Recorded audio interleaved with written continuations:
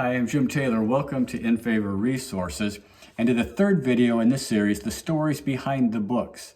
This third video deals with a new thing for Indiana. Now, in these videos, I'm sharing with you 5 resources that will help you discover these prophetic words, that will help determine your part in seeing them come to pass in our lifetime, we hope, and how you can participate in bringing Indiana into its prophetic destiny. Now, sooner or later, anyone who hangs around prophetic people or encounters prophetic words or hangs around prophecies at all is going to ask the same question. Are they really true? Does this really work? Does it matter?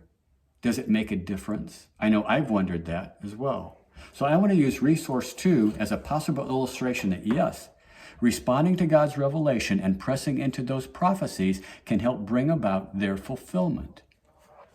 This is resource number 2. Its title is A New Thing for Indiana. It may look familiar because it has the same cover design as Hope in the Future for Indiana had. That's resource number 1 that we dealt with in video number 2, the last one. But this one is also similar to that one in what's inside. It has 12 chapters. Each chapter has a prophetic word, 12 prophetic words total. Different words than were in Hope in the Future, but words like that from accomplished and recognized prophets. It has the same 6 components in every chapter. First of all, what did God say to the prophet? That's the text of the prophetic word, and some biographical information about the person who gave it. What is God saying in his word? We check it with scripture first. Are the themes and statements in the prophetic word, are they substantiated in scripture? Are there similar statements there? Then, what is God saying in the world? We're looking for things in the state of Indiana, geography, history, biography, culture, things that show that God is already at work in the natural realm, doing the things that he's promising to do in the supernatural realm. And then what is God saying to us? That's the application section where you're asked questions and you want to look things up and you want to examine your own life to see what this has to do with me and what I should be doing as a result of this. And then finally, that extra section, extra stuff, I call it, just things that didn't fit anywhere else in the chapter but were too good to just let fall by the wayside. That's in here too.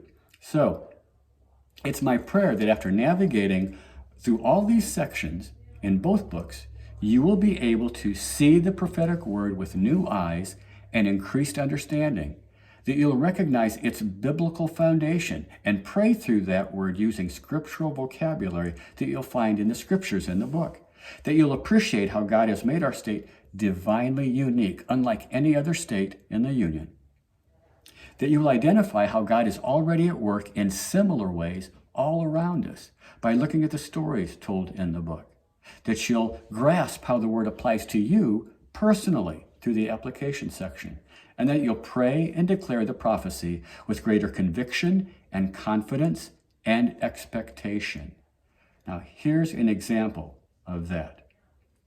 Chapter 11 in A New Thing for Indiana contains a prophecy by Dutch Sheets. It was first given in Indiana during the 50-state tour by Dutch and Chuck Pierce. And the prophecy is about breaking the power of abortion and buying back the fruit of the womb. And in the book, we prompt you to join us in praying that the power of abortion will be broken off the nation.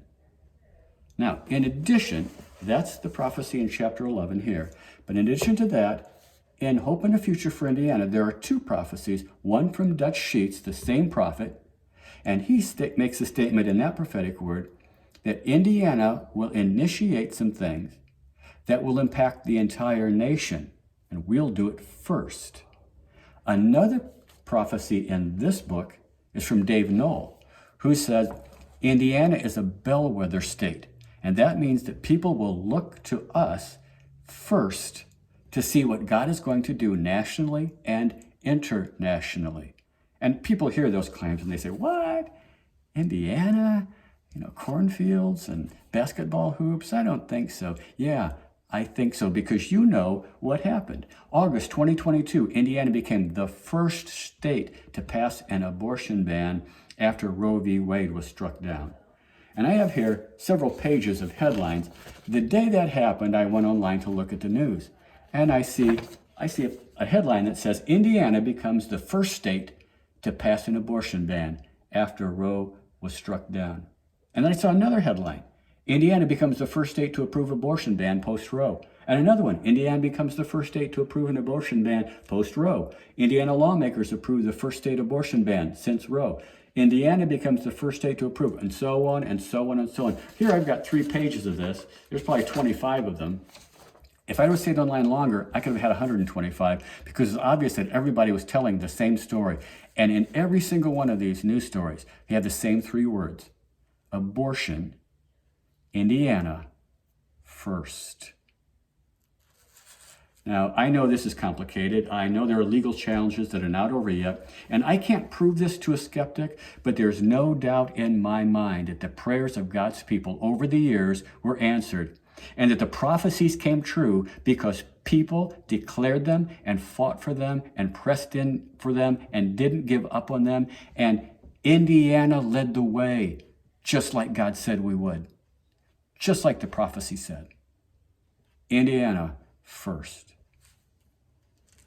So, do we want to see other breakthroughs for our nation that will happen in Indiana first? In that case, take hold of these prophetic words. Pick them up, pray them, believe them, declare them, fight for them. And I wonder what the next mountain to fall will be. Before I close this, I want to take just a moment to explain the differences. This is a practical matter here.